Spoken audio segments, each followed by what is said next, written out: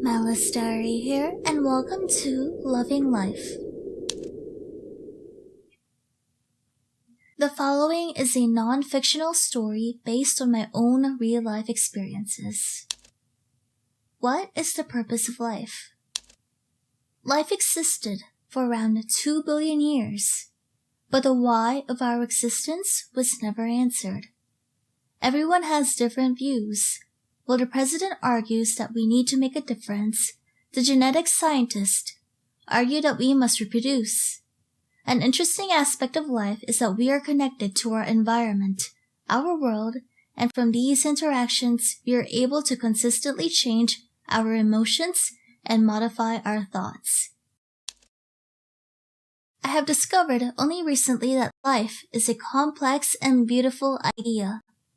I remember lying on a bed in a dark and gloomy room, alone, inside a hospital hundreds of miles away from home. The nurse handed me papers to write my will. I thought to myself, what have I really done with my life?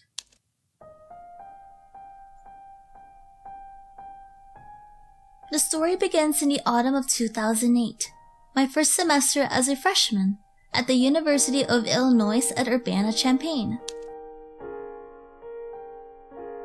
It was a chilly day. Halloween was 2 days away. The afternoon sun shined brightly at a steep angle upon my face as I walked back to my dorm building after a long lecture of calculus.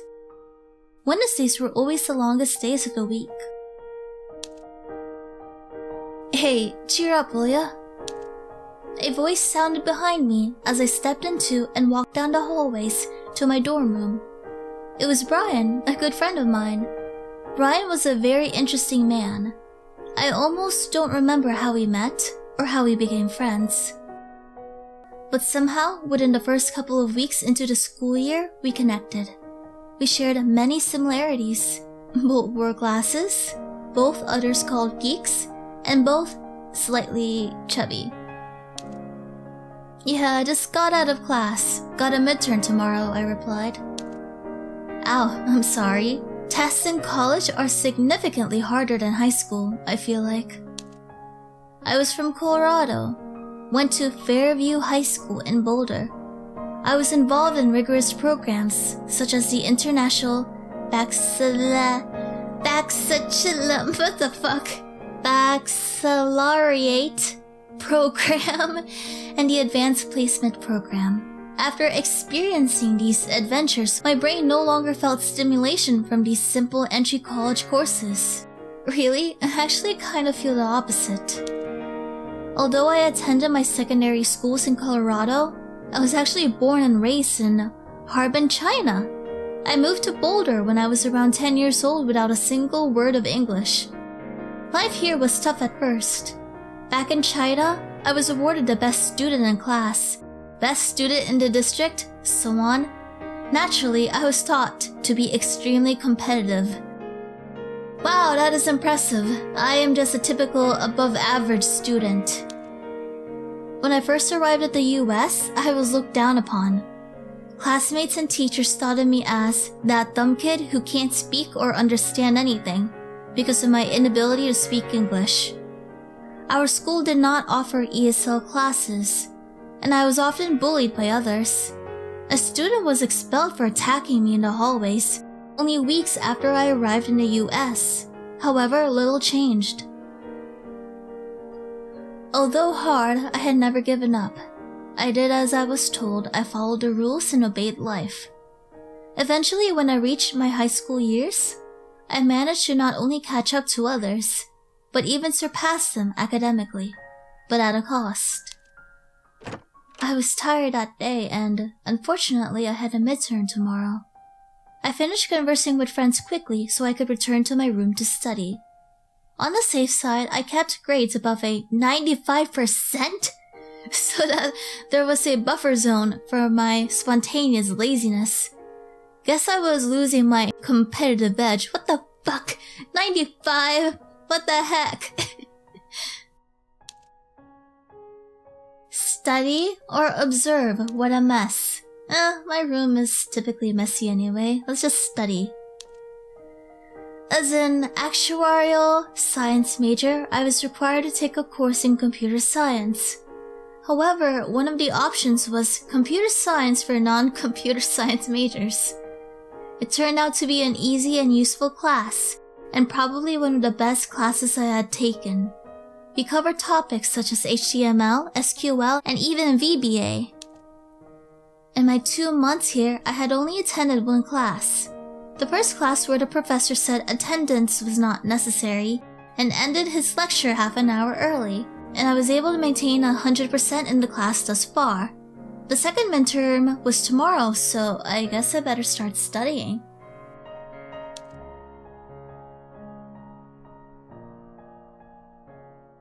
I decided to go to bed unnaturally early that day, at around 11 p.m. I had somewhat of a nickname of Owl since middle school, partly because I loved owls, but more importantly, because we shared similar sleep schedules. I never exactly took care of my health. I slept when I felt tired and ate when I felt hungry. It was fine though, I was still young. After rolling around in my bed for half an hour, followed by the interruption of my roommate slamming our room door coming in, I finally fell asleep. I had a reoccurring dream that night. The same dream I always had when I had a fever growing up. A nightmare I could not escape.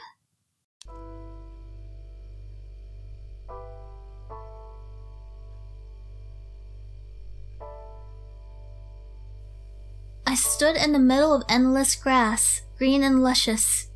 The horizon was light blue, with beautiful sunlight shining through. The nearby sky, however, was covered by dark, thick smoke high in the sky. There was a loud humming noise, like a refrigerator with an amplifier. I felt the ground and my heart shiver in its rhythm. In front of me was a machine, large and black, and most likely the source of the humming sound, and possibly the source of the smoke in the sky. I wasn't sure. The machine was tall. I would say that it was about 4.5 times my height, and it was about 3 meters away from me. It looked like a very tall computer, but it could also pass as a smaller size factory, considering how there were gears and pipes coming out of it. It stood completely motionless, but you could feel its inner operations, mysterious and unknown. The most interesting part, however, had to be the white speck on the left side of the machine. On the left side of the very large, dark factory computer machine, there was a small animal, a bunny, sitting in pure white. The bunny did not move either. It had only stared back at me with soulless eyes, an expression which cried for help silently. The bunny looked so powerless, so innocent, and so pure. The world was in complete quiescence, except for the sound from the machine.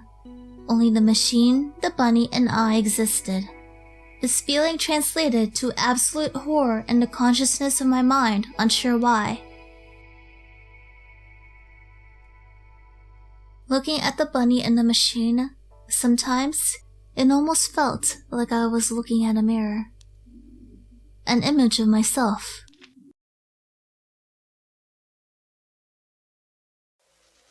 Suddenly, I started choking and felt a large stream of liquid gushing into my nose.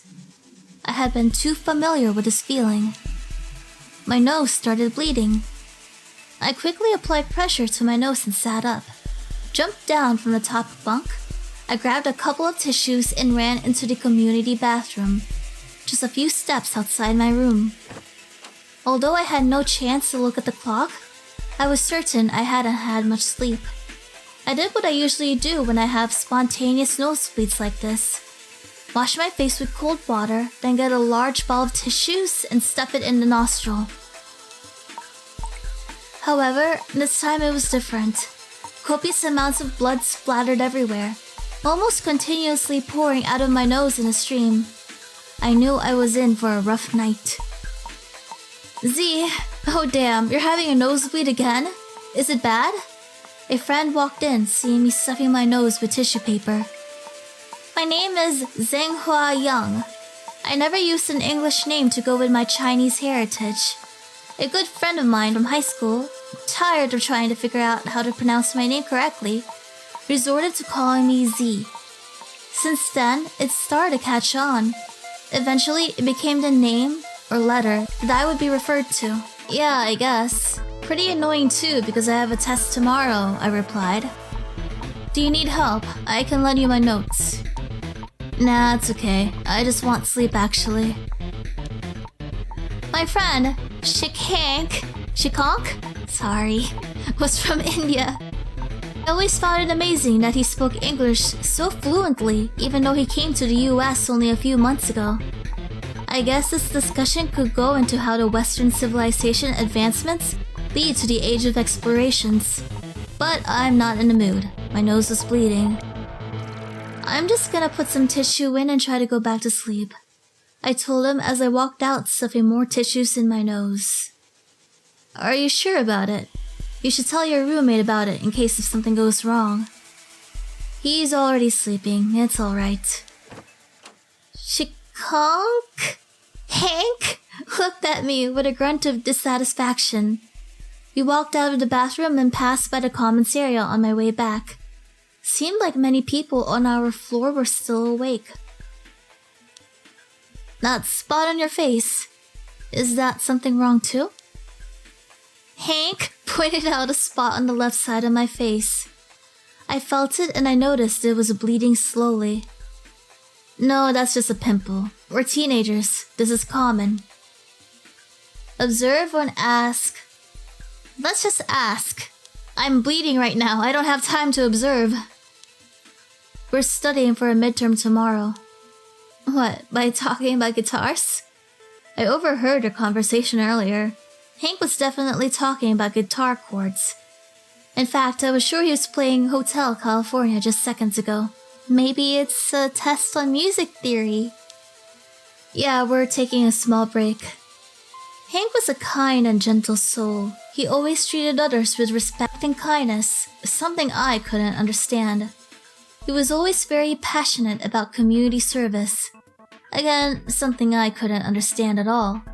I believed in social Darwinism, survival of the fittest. If you're sickly and aren't educated, then you deserve to lose. Wow, that is pretty hardcore. Why waste time helping those who are unfit to stay alive? Why waste your valuable time, Hank, upon the people who weren't fortunate enough to keep ahead in the race? Sure was ironic, thinking back on it now. I walked back into my room, grabbed my box of tissues and climbed up the bed again, trying to sleep. My nose did not stop bleeding. I resorted to sleeping minutes at a time, followed by choking on blood and changing of tissues. Several hours passed while I tried to sleep with a bloody nose, and half a tissue box later, blood was still pouring out. I had never really been healthy. In fact, I had been fairly unhealthy. I guess that was the price I paid for my achievements. I had been hospitalized several times in my life, many of which I no longer remember.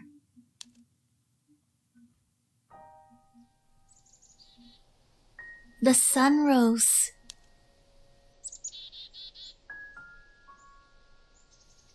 I skipped my midterm that morning. Oh no, that's awful. I assumed the blood gushing out of my nose was a valid excuse. The blood still had not stopped. Unsure if I was delusional from the lack of sleep, or just the blood loss, I stayed in and ate random foods we had around the dorm room, mostly ramen. Before I knew it, it was already noon. I heard Brian coming back from class a few rooms down, so I strolled over. Hey Brian, what's up? Holy cow, you're still bleeding? I didn't think it would last this long. Yeah, I thought I'd save money on my Halloween costume this year, and go with a bleeding man. Well, I do give you credit for being comical under such intense circumstances. But we're going to the health center now. Come on. It's actually getting better. I don't have to change tissues nearly as frequently. I think it's going to stop soon. Nope, we're going to see a doctor. The medical center is like a 5-minute walk. Let's go. Fine, but seriously though, it's slowing down a lot. Well, I'm really happy for you. He dragged me out of the room and out of the building, and we made our way to the health center a block away from our dorm. Brian is an excellent friend. He has a great sense of responsibility, self-control, and he exercises them with a touch of humorous sarcasm. I only recently witnessed the beauty of his character. One night, a few weeks ago, we were studying in the commons area.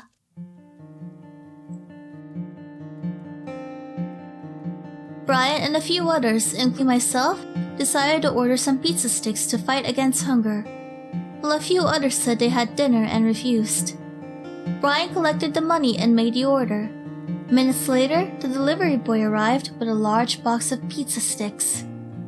Being in the center area of a college dorm, this created commotion. Many of our friends gathered around and we were bombarded with our pleas. Can I have one? I didn't have dinner tonight. No, it's our pizza. Wow, that smells nice. I'm just gonna take one and head out if that's okay. The amount of people started accumulating. Before everyone started tearing our box apart, Brian stood up on a chair and yelled as loud as he could. Hey, stop. He made a huge fuss. Guys, I'm really sorry for being a douchebag here, but obviously we don't have enough for everyone, and I think it's only fair for people who actually paid to get any at all. I'm just gonna take one slice though. Half? Just a bite. Come on, man, said a friend of ours who had already picked up a piece. I'm gonna smack that friend. Nope, seriously, can't do that. Brian chuckled a little as he said it, probably out of nervousness. Only people who paid can have it, no one else can. You can have one of my pieces, said a friend of ours who paid for the pizza sticks, to the friend who didn't. No, sorry, I think you're totally missing the point here. You can't do that, Brian immediately replied. Brian made a huge scene. He looked and probably felt like a selfish prick, and an ass to his friends. However, his act struck me, because he did something I had not the bravery to do. I had lived life with the assumption that my goal was to contribute and generate happiness for others. I never stood up for myself. I never spoke up when I felt like I needed to, and I rarely considered what would make me happy. Brian's actions, although on the insignificant topic, inspired me at an astronomical level. Because the pizza sticks belong to all of us. We all paid for it, so if you give yours away, then you'd be giving all of ours away, I spoke up, explaining the situation. I have no idea what you mean, but okay, whatever. It's just pizza sticks. Jeez, is everyone starving to death or something? Her words made me feel silly. It was true, they were just pizza sticks. But I felt that was not the point. People did not speak further after hearing my comment and went on with their own activities. We all then ate our pizza sticks in silence, knowing that although it seemed we acted selfishly, we were able to establish order, maintain our integrity, and satisfy the growling in our stomachs. It was clear I was not the only one thankful of Brian's actions. Why couldn't I be more like Brian, being able to stand up for myself and others? Well, that wouldn't be me, I guess. My role is to stay quiet and fit in with the others, right?